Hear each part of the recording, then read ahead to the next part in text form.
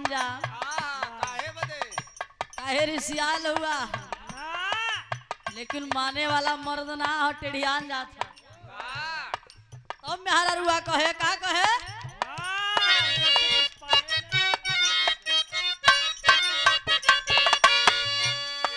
ये कहे दुल्हन बतावत बा, राजा हो तो है कैसे मनाए,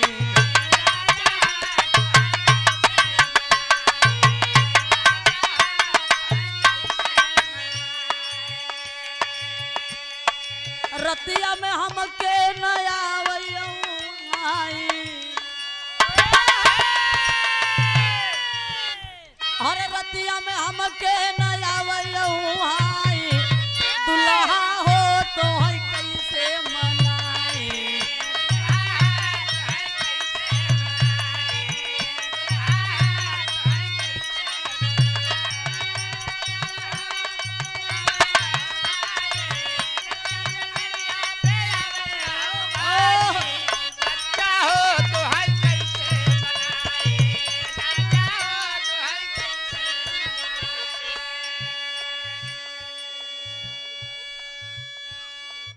दुल्हन बतावत बा,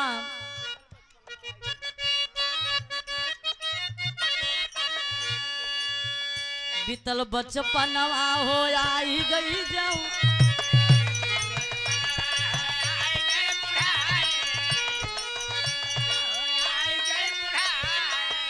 कहे पिया रिसिया मौत बुढ़ाई आई गए, जवानी तो कुल बीत गई सही, तब तक खुशी खुशी में बिताया, अब रिसियात काहे बदे है, तब चाहत है।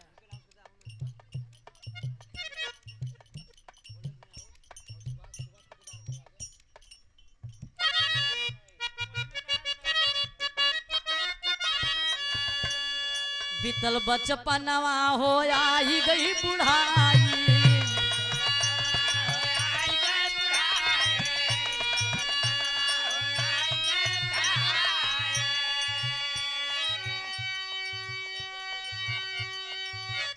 रतिया सजरिया पर आवई न औहाई,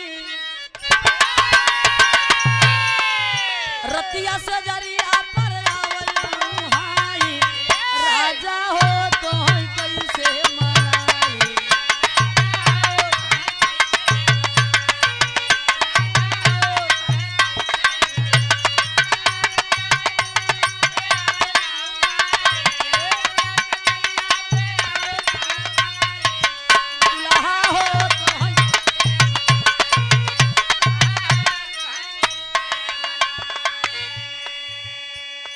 तमाम धुन बा, तमाम गीत बा, तमाम गवैया गावेलन। हम सब के बीच में आए हुए माननीय श्री आदरणीय परम पूजनीय परम श्रद्धे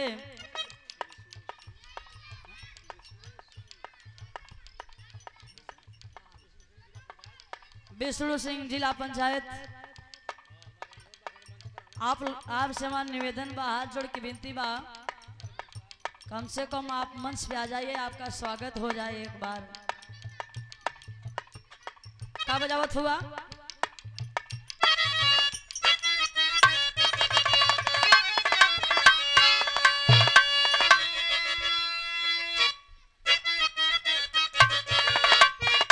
ओह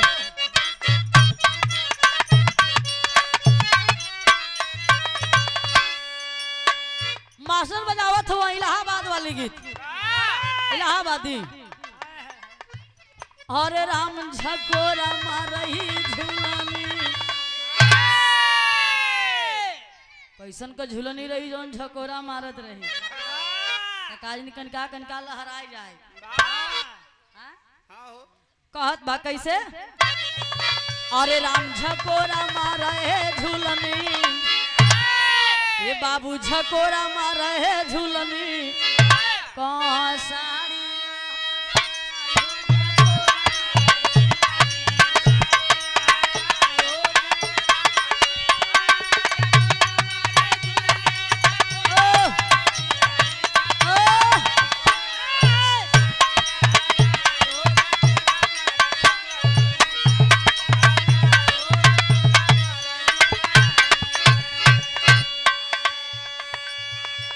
ननदो के भैया बोला बकी नाही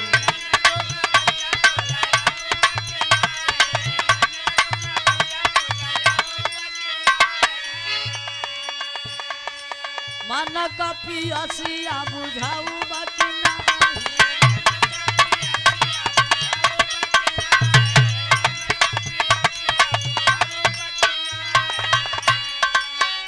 संगवा का सखिया कुल हायरा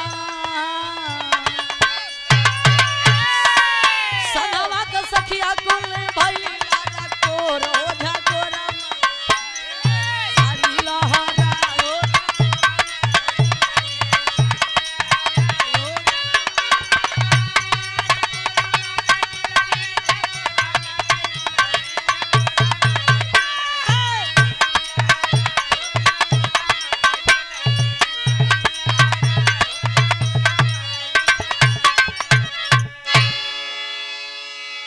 अच्छा भैया मालिक से आदेश बा के ओहू मंच पे लिया के तनी से व्यवस्था कर दे जा भैया हमार खड़ा आयन गद्दा लिया के बिछाई दे जा ना कथरी भाई भाई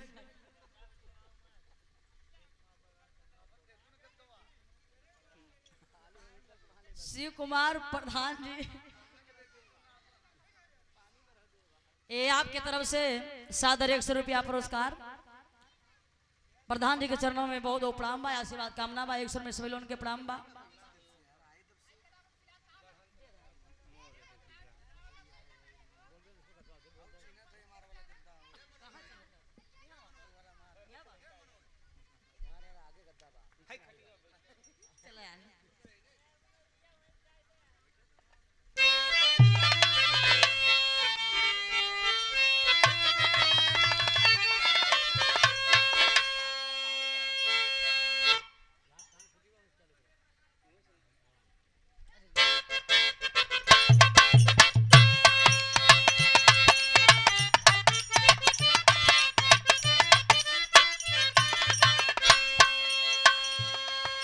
अभी एकरे पहले कहानी हमार शुरुआत रहल जे सुनत रहल जना सुनल सुह लेकिन कहानी एकदम फरिया जाई मास्टर साहब हमरे गीत का इशारा करत फोन तर्ज उहे रहल मास्टर कौन है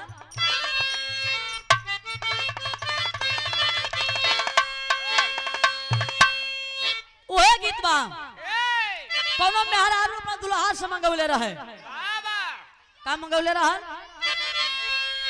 अरे गुरही जलेबिया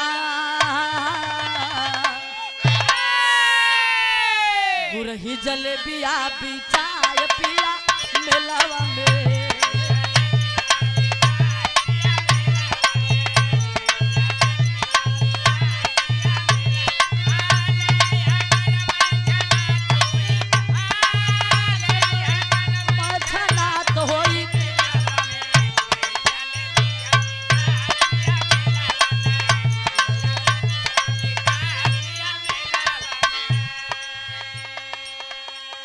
मेहरारू कहे जात हुआ मेला में तो गुरहिया जलेबी ले आया वो कहत बा कि हमें कुछ गड़बड़ लगत हो का कहे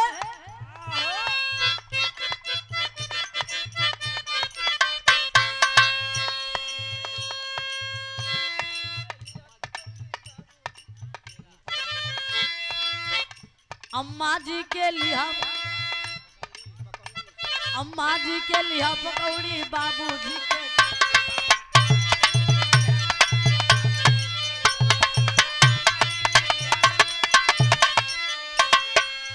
अम्मा जी के लिहा पकौड़ी मनोज बादे छोला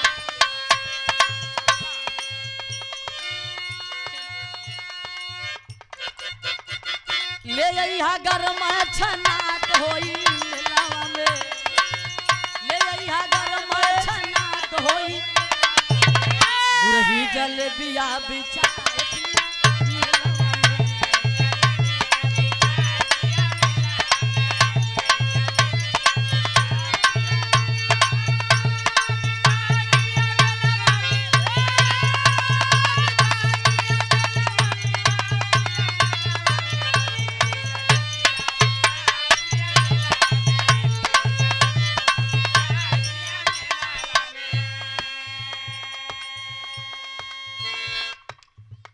फर्ज रहल, लेकिन अब हमरे कहानी पर आप लोग आओ। भाव में कहाना मास्टर।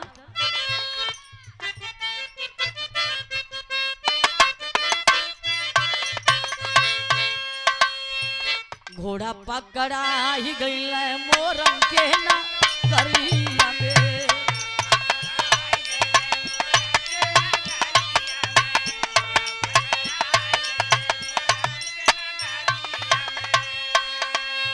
ताम्र ध्वज बेटा रहला बारी हो मारिया में। ताम्र ध्वज बेटा रहला बारी हो मारिया में। घोड़ा पकड़ा ही गईल मोरन के नगरिया में।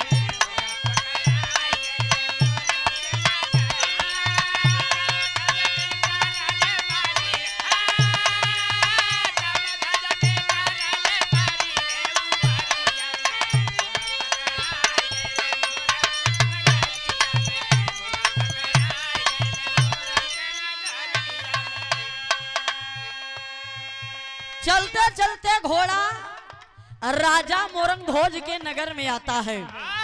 राजा मोरंग ध्वज का एक लड़का जौने का नाम बा ताम्र ध्वज। घोड़ा पकड़ के ले गया के पेड़े में बांध डालस। अब पेड़वा में बांध के लगल है जमावे। तब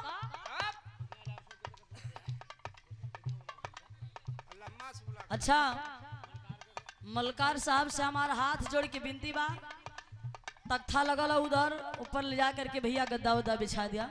कलाकार लोग बैठे खातिर परेशान हुआ। आपसे विनती हमारी है कहना बा का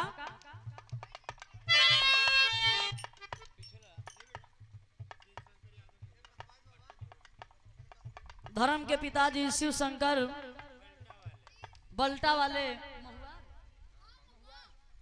महुआर के धरती से ई बाबू के तरफ से 50 रुपया पुरस्कार बा गीत के भाव पर।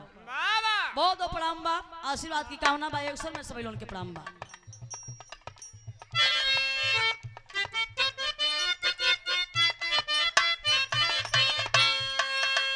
पिड़ावा में बांध लगा सोचैया जमावे राम।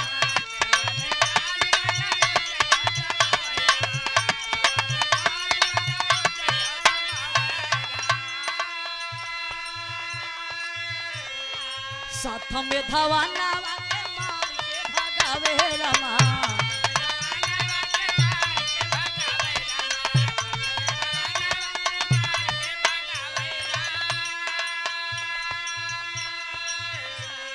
अर्जुन के पठावा जल्दी जाई के खबरिया के।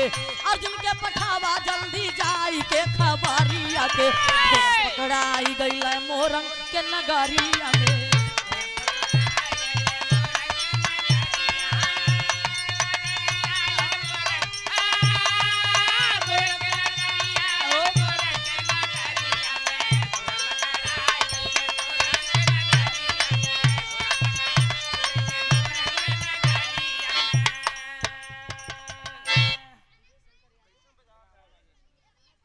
बड़े सम्मान के साथ हमारे धर्म के बाबूजी विजय शंकर यादव धनावल के धरती से 50 रुपया पुरस्कार गीत के भाव पर बा। बहुत बहुत प्रणाम बा, चरणों में कोट कोट प्लगी बा। ये जान पहचान एक स्वर में सभी लोगों के प्रणाम बा। माता बहनी जहाँ हमारे हैं सभी लोगों के पाँव छू के प्रणाम बा। अब क्यों आए नहीं तो हर गोल अब वो सब परेशान है, खियावत पियावत है, मैं अइबे करी है। उन्हों सब खियावत है। अब ए भैया गौर करेंगे। तामर ध्वज लिया के घोड़वा के बांध के लगला जमावे। दूठे सिपाही रहलन, देखलन कहलन सरवाई कहाँ पकड़ लेलस। कहलन बेटा ये घोड़ा के छोड़ दे, ऐसन वैसन घोड़ा नहीं बा। कहा तब कैसन बा, कहे पाती निकाल के पढ़ला जान जाबा। तामर ध्वज पाती निकाल के पढ़लन। कहलन एमे तो अर्जुन का ऐलान है, कहे तब जाओ नहीं कि भेजा। यार दोनों सिपाही अर्जुन महाराज से कहलन कि तोहार घोड़ा पकड़ाई गयल। कहा क्या पकड़लस, कहा एक लड़का पकड़ ले 12 साल का। अब अर्जुन लगला यार कछनी का छे सरवा ऊपर इतनी बड़ी औकात बा। हां तब बड़े सम्मान के साथ बड़े भैया कैलाश गौड़ बहुत सुंदर विरह के गायक कलाकार हैं आप चितांगे के धरती से और कार्यक्रम भी भयल भैया से सादर 100 रुपया पुरस्कार बा बहुत प्रणाम बा आशीर्वाद कामना बा अवसर में सभी लोगन के प्रणाम बा।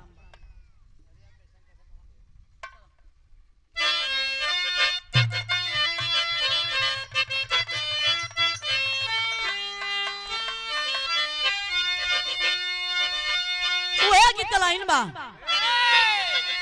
अरे सनन रतिया करे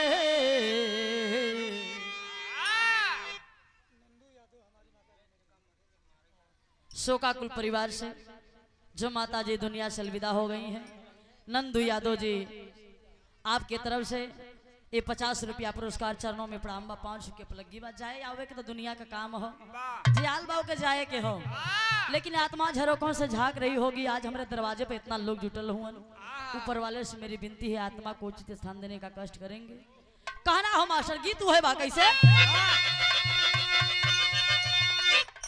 हर सनना रतिया करे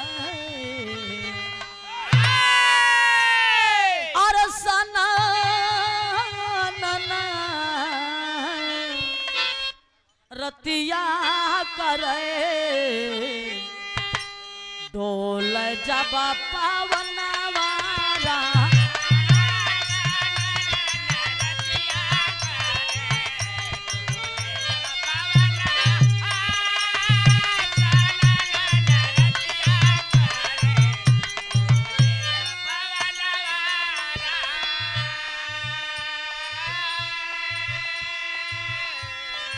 सनना नरतिया करे अरे डोल जब पवन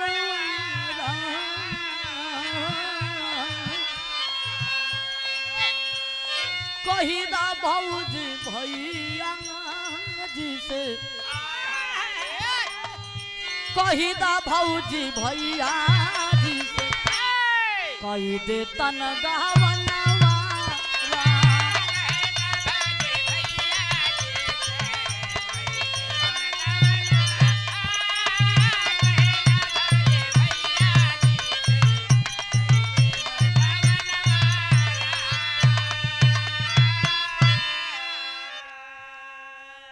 आए बाबूजी लेकिन देखा अर्जुन महाराज गुस्सा में लाल हो गए तो कहियन का भाव में कहना है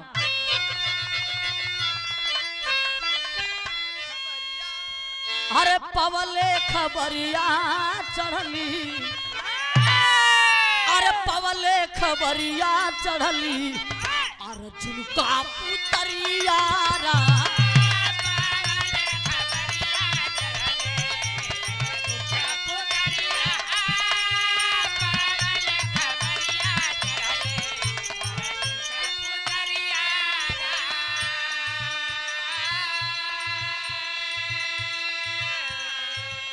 क्रोधवा में आइले अर्जुन लाल के समानावा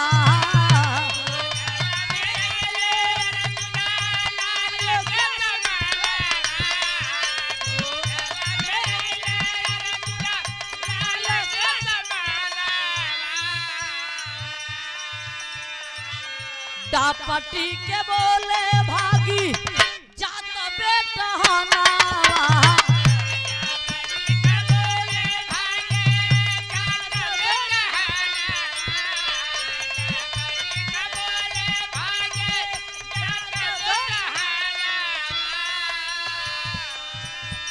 ध्वज बोला बनलो ताम्र ध्वज बोला बनलो धनु धरियारा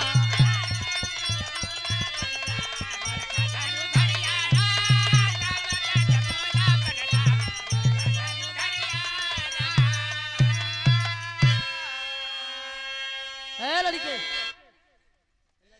ए लड़का आए भैया एहार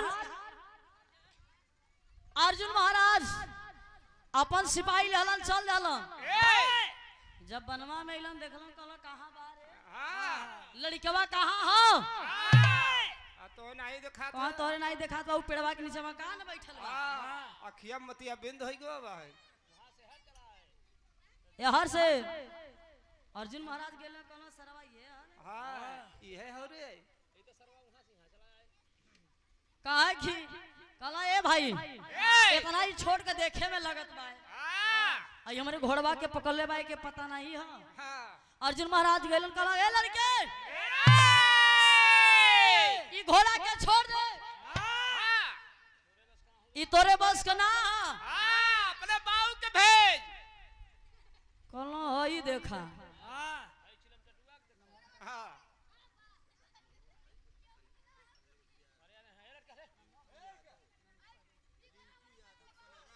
अच्छा बिरहा के बहुत अच्छे कलाकार सम्राट गायक कलाकार हमारे बड़े भैया मनोज यादव जी का एकदम खास मित्र हूँ लंगोटिया यार अरे वाह क्या बात है आए हाय मिताई निभावल ना मित्र निभावत मित्र हूँ तो मिताई तो निभावल हाँ रिंकू यादव जी गडेौरा घाट से क्या बात है पता नहीं आज प्यार हो भैया का प्रेम बा तबे यहाँ चले लन सिर्फ मिताई निभावे खातिर आए हाय 100 रुपया पुरस्कार दे के हमके सम्मान कैलन है भैया के बहुत उपराम में आशीर्वाद कामना हो मालिक बनाए रखा है तुम लोगन के राम लक्ष्मण जैसे जोड़ी बना रहा है हाँ घरों निभाव ए भैया गौर करेंगे अर्जुन महाराज कलन की भाग जाए यहाँ से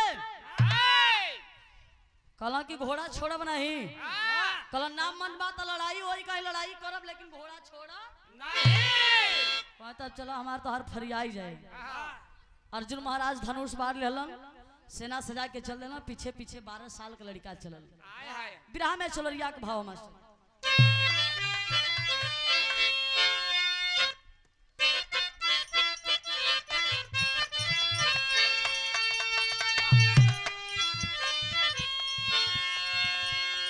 हरे पारी उमर कमर लचकनिया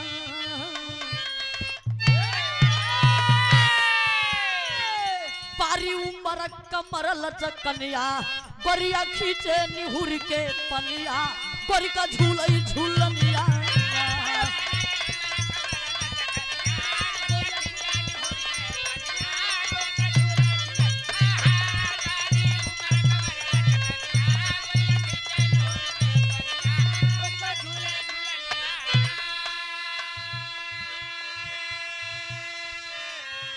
बिरहा में भाव लिखल गयल अरे लड़के बान बान से घायल मरदानवा हो ललनवा कैले नयनवा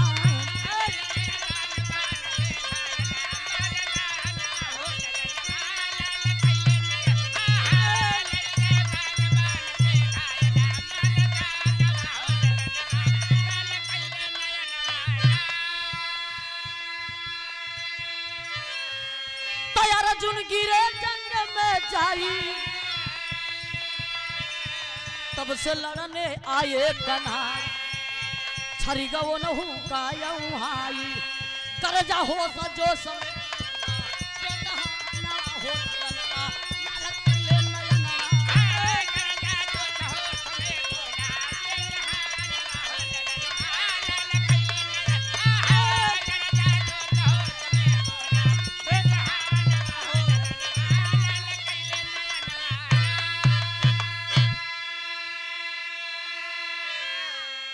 बाढ़ पे बाढ़ बाबू चलने लगा गौर करेंगे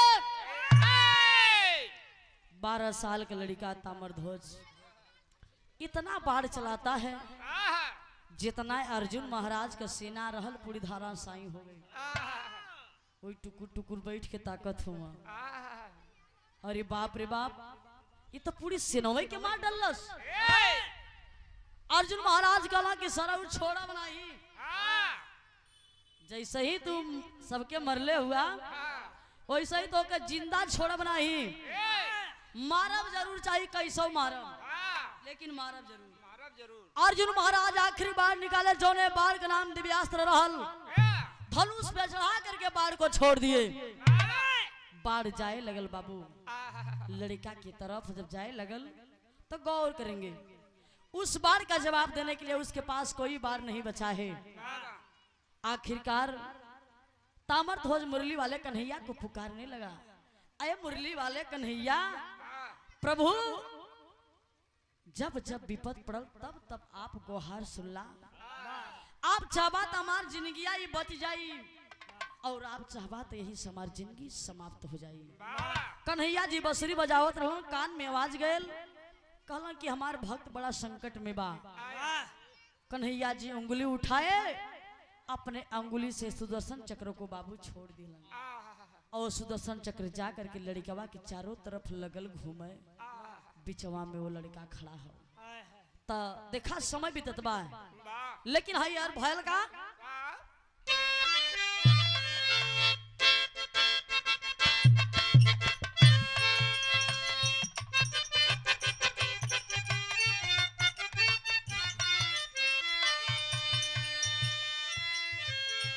बड़ी पुरान गीत बा, कौनो बिरहीन का वेदना हो, अपने दिल का बिरह कहत बा। का कहे अब नहीं सबई अपन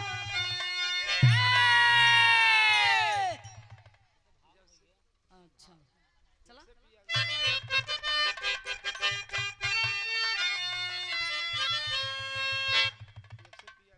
जब से पिया गईले पारा देशवाय सखिया, जब से पिया गईले पारा देशवाय सखिया,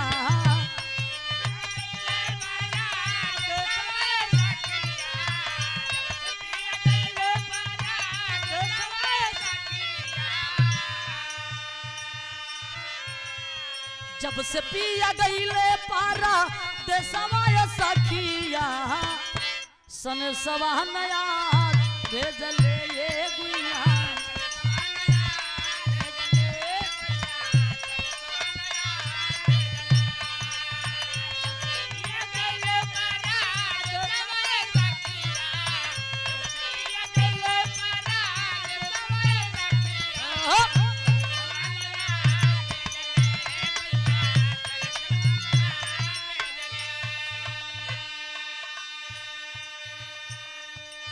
अरे भैया हो, कन्हैया जी ये हर इंतजार करत हुमन आगे का होला, लेकिन बाढ़ जात बा चारों तरफ जा करके जौन बा इधर सुदर्शन चक्र घूमत बा। बाढ़ वहीं से वापस भयल। अर्जुन महाराज सोचल कि जौने लड़कवा के मारल चली कन्हैया जी काहे बचौलन, का कारण बा। हाथ जोड़ के जाय के